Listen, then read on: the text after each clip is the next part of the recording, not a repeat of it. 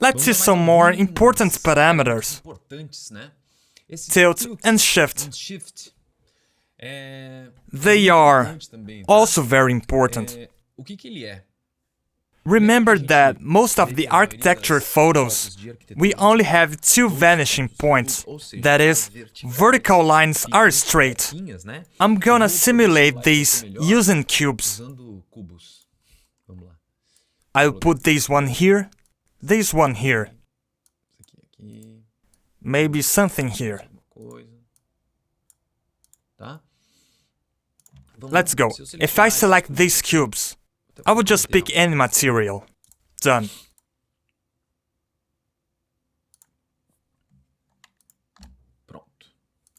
We actually have the vertical lines and the vertical position.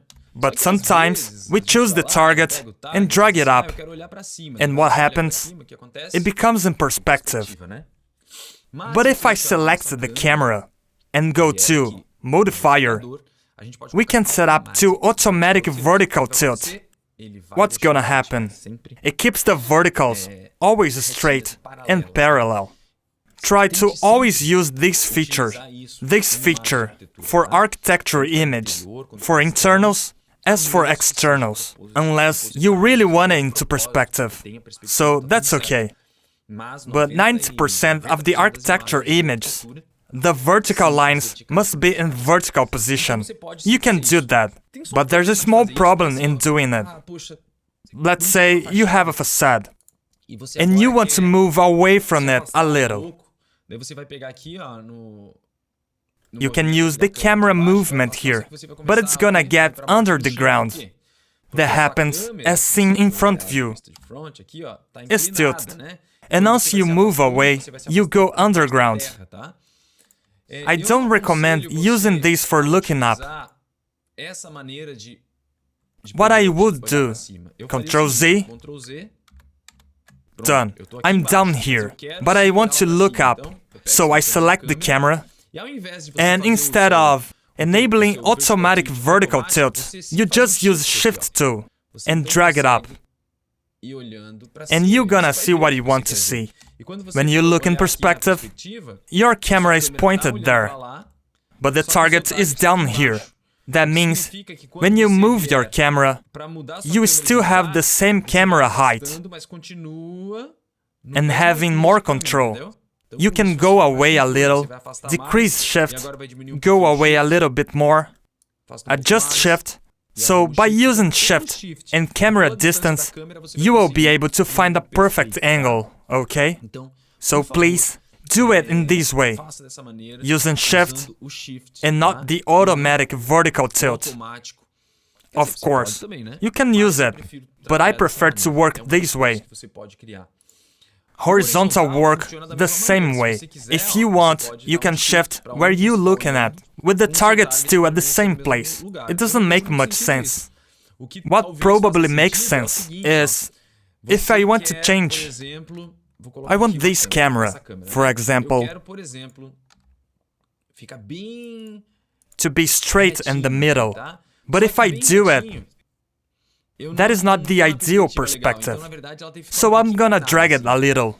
What happens is that those horizontal lines are in perspective.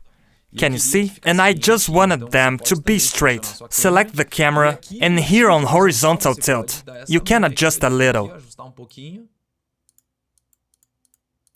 Done.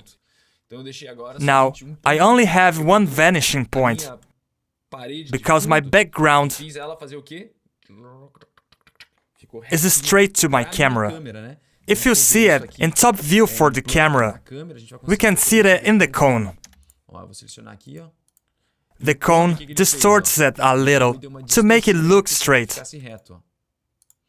If I change it to 0, it becomes perpendicular to my camera.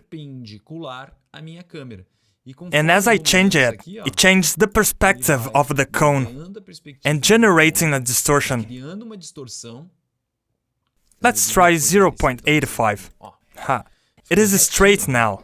When I go to camera, I don't have perspective in the background either. Everything is plain, and I can render now. ISO is dark now because I changed it in the motion blur class.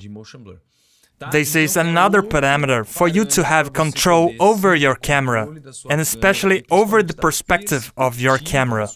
Tilt and shift are important. There's no need for tone mapping, post-processing, because these are only if you want to use instead of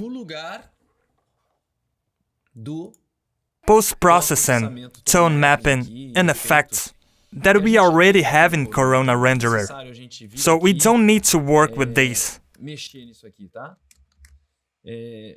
Here in the camera, you can use them directly in post-processing. Let me do something here.